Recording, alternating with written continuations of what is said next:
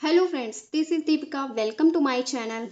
हम आपको daily second semester में पढ़ाए जाने वाले फोर्थ पेपर मैथ्स को कवर करेंगे। यहाँ पे जिनके पास पवन सीरीज है उनको ये क्वेश्चन वहीं सीरियल वाइज मिल जाएंगे, ठीक है, क्योंकि हम यहाँ पवन सीरीज को स्टार्टिंग से लेके एंड तक कवर करेंगे। तो चलिए शुरू करते हैं। ये बहुविकल्पीय का क्वेश्चन नंबर 1 है। दिया हुआ है, यदि किसी त्रिभुज में कोण असमान हो तो छोटे कोण के सामने की भुजा होती है, ठीक है। तो ट्रायंगल में एक रूल होता है कि बड़े कोण के सामने की भुजा बड़ी होगी और छोटे कोण के सामने की भुजा छोटी होगी। तो यहाँ पे पूछा है छोटे कोण के सामने की भुजा होती है, तो छोटे कोण के सामने की भुजा छोटी हो जाएगी। जैसे हम एक ट्रायंगल समकोण ले लेते हैं, इसमें सबसे बड़ा कोण कौन सा है? ये है 90 डिग्री, ठीक है। तो यही सबसे बड़ा कोण होगा।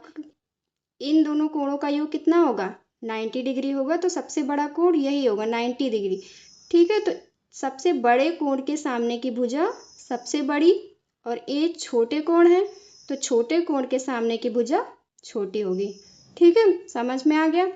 चलिए दूसरा क्वेश्चन देखते हैं। सेकंड क्वेश्चन दिया हुआ है, योग का तत्समक अवयव है। तत्समक अवयव means identity element. Identity element किसे बोलते हैं?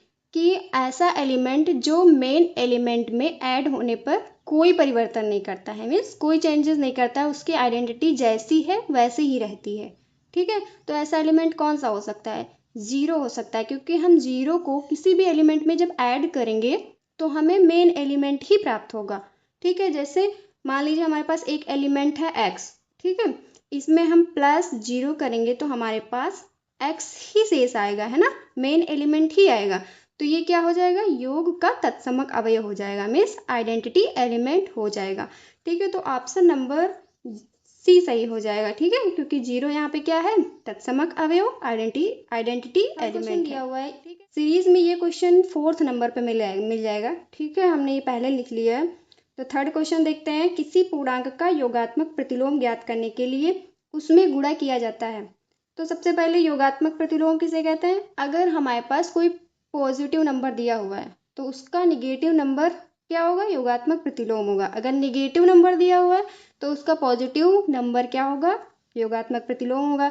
तो हम इसे कैसे प्राप्त करेंगे? जैसे हमारे पास कोई प्लस का पॉजिटिव नंबर है, प्लस का एक्स है, जैसे प्लस का 5 ले लेते हैं, तो हम इसको माइनस में कैसे कन्वर्ट करेंगे? मीन्स माइनस का 5 हमें प्राप्त करना है, तो हम इसमें किस चीज़ से गुणा करेंगे? मीन्स अगर हम इसको -1 से मल्टीप्लाई कर दें तो हमारे पास -5 आ जाएगा ना, ठीक है। तो यहाँ पे ये -1 क्या हो जाएगा? यहाँ पे योगात्मक प्रतिलोम हो जाएगा।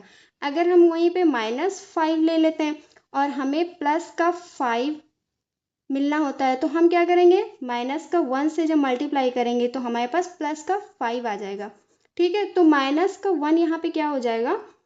योगात्मक प्रतिलोम। तो ऑप्शन नंबर बी सही हो जाएगा, ठीक है। नेक्स्ट क्वेश्चन देखते हैं। नेक्स्ट क्वेश्चन नंबर 4, 5xy² में x का गुणांक बताइए। तो x का गुणांक किसे बोलते हैं? जैसे 5xy² है तो x का गुणांक मीन्स x से जितनी भी संख्याएं मल्टीप्लाई हो रही होंगी वो क्या होंगी? x का गुणांक होंगी। फिर से समझ लीजिए, x से जितनी भी संख्याएं मल्टीप्लाई हो रही होंगी वो क्या होंगी? x का गुणांक होंगी। जैसे यहाँ पे 5 गुणे x गुणे y, इसको ऐसे लिख सकते हैं।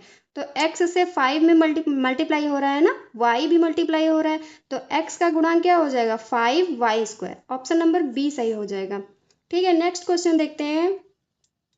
क्वेश्चन नंबर 5 दिया हुआ है, परिमेय संख्या 6/-5 -7/6 -7/6 -6 में कौन बड़ी संख्या है?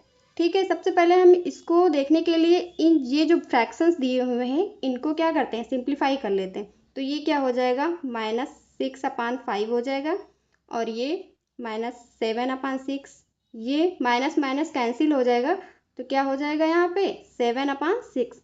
अब ये देख लीजिए, यहाँ पे निगेटिव है, ये निगेटिव नंबर है तो ये पॉजिटिव नंबर है, तो निगेटिव नंबर से हमेशा पॉजिटिव नंबर क्या होता है? बड़ा होता है, ठीक है। तो यहाँ पे 7/6 इसमें से क्या हो जाएगा? बड़ा फ्रैक्शन हो जाएगा, मीन्स ऑप्शन नंबर सी सही हो जाएगा, ठीक है। अगला क्वेश्चन देखते हैं। क्वेश्चन नंबर 6 दिया हुआ है, ऋण पूर्णांक संख्या है, ठीक है, ये ऑप्शंस दिए हुए हैं। तो सबसे पहले हम समझेंगे कि पूर्णांक संख्या किसे कहते हैं। ठीक है, 0 माइनस इनफाइनाइट से प्लस इनफाइनाइट तक जितने भी होल नंबर्स मीन्स जितनी भी संख्याएं होती हैं, प्राकृतिक संख्याएं, वो क्या कहलाती हैं? पूर्ण संख्या। जैसे हम इसको संख्या रेखा पे इस तरीके से देख सकते हैं, बीच में 0, यहाँ पे प्लस की संख्याएं होंगी, इधर प्लस का 1, प्लस का 2, प्लस का 3, और इधर क्या होगा? माइनस का 1, माइनस का 2, माइनस का 3। ये संख्याएं क्या होंगी? इनफाइनाइट तक। इधर इधर भी ये क्या होंगी? प्लस का इनफाइनाइट की, इधर प्लस इनफाइनाइट। ठीक है, तो यहाँ पे दिया हुआ है ऋण पूर्णांक मीन्स माइनस का, हमको माइनस का पूर्णांक देखना है कि कौन सी संख्या होगी। सबसे पहला ऑप्शन दिया हुआ -3/5, तो ये ऋण पूर्णांक नहीं होगा। -5, इधर हम संख्या रेखा पे आगे बढ़ेंगे तो हम माइनस का 5 क्या हो जाएगा? ऋण पूर्णांक हो जाएगा। तो ऑप्शन नंबर बी सही हो जाएगा। 0 क्या है? ऋण नहीं है। ठीक है, ये 0 ना प्लस होता है ना माइनस होता है, तो ये भी कैंसिल हो जाएगा। ये माइनस का √7 है, तो ये पूर्णांक संख्या नहीं है। ठीक है, समझ में आ गया। नेक्स्ट क्वेश्चन देखते हैं, क्वेश्चन नंबर 7।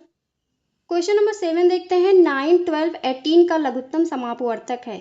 तो यहाँ पे लघुत्तम समापवर्तक मीन्स एलसीएम निकालना है। ठीक है, तो हम 9, 12 और 18 का क्या निकालेंगे? एलसीएम। ठीक है, ऐसे लिख लेते हैं। सबसे पहले हम 2 से देखते हैं काट के इसको। 2 6 के 12, 2 9 18। ठीक है, 2 से फिर से करेंगे, ये 9 नहीं कटेगा, ऐसे ही लिख लेंगे। 2 तिहाई 6, 9 भी ऐसे ही आ जाएगा। फिर 3 से, 3 त्रिका 9, 3 एकम 3, 3 त्रिका 9। फिर 3 से, 3 एकम 3, 1 आ जाएगा। फिर 3 एकम 3। ठीक है, तो इसका एलसीएम क्या हो जाएगा? 2 × 2 × 3 × 3। गुणा करेंगे, 2 दूनी 4, 3 12, 3 36। 36 क्या हो जाएगा? हमारा एलसीएम हो जाएगा। ऑप्शन नंबर बी सही हो जाएगा। नेक्स्ट क्वेश्चन, क्वेश्चन नंबर 8 देखते हैं, निम्नलिखित में कौन परिमेय संख्या नहीं है? परिमेय संख्या means rational number. Rational number समझते हैं किसे बोलते हैं? परिमेय संख्याएं वे संख्याएं होती हैं जिन्हें हम P/Q के रूप में लिख सकते हैं, बशर्ते यहाँ पे P क्या होना चाहिए? एक होल नंबर होना चाहिए। ठीक है, P क्या होना चाहिए? एक होल नंबर होना चाहिए। P और Q दोनों होल नंबर होना चाहिए, और Q 0 के बराबर नहीं होना चाहिए। अगर Q 0 होगा तो ये एक भिन्न नहीं बनेगी ना, तो उसे परिमेय संख्या नहीं बोलेंगे। तो परिमेय संख्याएं वे संख्याएं होती हैं जिन्हें हम P/Q के रूप में लिख सकते हैं, और P और Q यहाँ पे क्या होंगे? दोनों होल नंबर होंगे मीन्स पूर्णांक संख्याएं होंगी, और Q जो होगा वो नॉट इज इक्वल टू 0। ठीक है, तो ऑप्शन नंबर ए देखते हैं, 22/22/12। तो यहाँ पे क्या हो जाएगा? ये P/Q के रूप में है ना, ये भी होल नंबर है, ये भी होल नंबर है, तो ये क्या हो जाएगा? परिमेय संख्या है। लेकिन यहाँ पूछा है परिमेय संख्या नहीं है, तो ऑप्शन नंबर ए एलिमिनेट हो जाएगा। ये देखिए 0.8, इसको हम 0.8 को हम क्या लिख सकते हैं? पॉइंट हटा के ऐसे। ठीक है, 2 0 बढ़ा के 78/100 लिख सकते हैं। तो ये P/Q का रूप ले लेता है। ठीक है, तो ये भी परिमेय संख्या होगी। अब ऑप्शन नंबर सी देखते हैं, पाई क्या होता है? परिमेय संख्या में नहीं आता है, तो ये क्या हो जाएगा? परिमेय संख्या नहीं है। 5/36 को यहाँ पे क्या लिख सकते हैं? 5/36 का रूट हटाएंगे तो 6 हो जाएगा, तो ये भी क्या है? होल नंबर है एक, तो ये भी परिमेय संख्या हो जाएगी। अब यहाँ पे पाई परिमेय संख्या नहीं है। अगर पाई की जगह हमें पूछा जाए कि 22/7, 22/7 क्या है? परिमेय संख्या है या नहीं? तो 22/7 परिमेय संख्या है, लेकिन पाई परिमेय संख्या नहीं है। तो परिमेय संख्या नहीं है में कौन सी संख्या आ जाएगी? जैसे पाई है, रूट में 2 है, रूट में 3 है, ये क्या है? परिमेय संख्या नहीं है। ठीक है, इर्रेशनल नंबर है। समझ में आ गया। नेक्स्ट क्वेश्चन देखते हैं, क्वेश्चन नंबर 9 देखते हैं, 9.5 का होल स्क्वायर का मान है। तो आप यहाँ पे ये ऐसे लगा सकते हैं सिंपली, इसका पॉइंट हटा के 95 और 95 को 2 बार मल्टीप्लाई करेंगे, सिंपली लगा सकते हैं। ठीक है, इतना आएगा 90 25, और ये यहाँ पे लास्ट से 2 डिजिट के बाद क्या हो जाएगा? दशमलव हो जाएगा। लेकिन हम आपको ट्रिक बताते हैं डायरेक्ट कैसे मल्टीप्लाई करेंगे। जैसे 95 × 95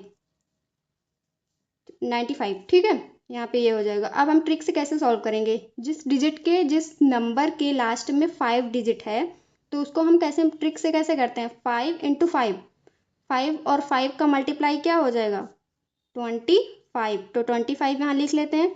उसके बाद ये जो 9 है, 9 के नेक्स्ट वाला नंबर कौन सा होगा, 10 होगा। तो यहाँ पे 9 और 10 का मल्टीप्लाई करके हम लिख देंगे 90, ठीक है। और दशमलव यहाँ पे लगा देंगे 2 अंकों के बाद। तो ये 90 + 25 आ जाएगा आंसर। और ये वाली ट्रिक जिस संख्या के लास्ट में 5 होगा उसी में ये ट्रिक फॉलो होगी, ठीक है। अगर आपको क्वेश्चन समझ में नहीं आता है तो आप थोड़ा वीडियो स्लो करके या पॉज करके देख सकते हैं दोबारा। नेक्स्ट क्वेश्चन देखते हैं। ऑप्शन नंबर, हाँ, इसमें ए सही हो जाएगा, ठीक है। नेक्स्ट क्वेश्चन देखते हैं। 10 दिया हुआ है, क्वेश्चन नंबर 10, वर्ग 40 to 50 का मध्य बिंदु वर्ग चिन्ह है। तो मध्य बिंदु निकालिए या वर्ग चिन्ह निकालिए, सेम ही आएगा, सेम ही होता है। तो यहाँ पे 40 to 50 दिया हुआ है, मीन्स नंबर्स क्या है, 40 to 50 के बीच में है, ठीक है। तो लोअर डिजिट क्या है, यहाँ पे 40 है, और हाईएस्ट डिजिट क्या है, यहाँ पे 50 है। तो हम इसका मध्य बिंदु कैसे निकालेंगे, तो लोअर डिजिट मीन्स 40 और प्लस हाईएस्ट डिजिट मीन्स 50 अपान 2 कर देंगे तो हमें क्या मिलेगा, मध्य बिंदु मिलेगा, ठीक है। तो 40 और 50 को सॉल्व करेंगे, 90 और अपान 2, यहाँ पे इसको काटेंगे तो आएगा 45, ठीक है। ऑप्शन नंबर बी सही हो जाएगा, ठीक है। आई होप आपको सारे क्वेश्चन समझ आए होंगे। जिनको जो क्वेश्चन नहीं समझ आ रहा है जिसको, वो डायरेक्ट कमेंट कर सकते हैं, हम उसकी सेपरेट वीडियो बना देंगे, ठीक है। अंत तक बने रहने के लिए आपका सभी का बहुत बहुत धन्यवाद। मिलते हैं नेक्स्ट वीडियो में, तब तक के लिए बाय बाय, टेक केयर, खूब सारा ध्यान रखिए अपना, मस्त रहिए, पढ़िए।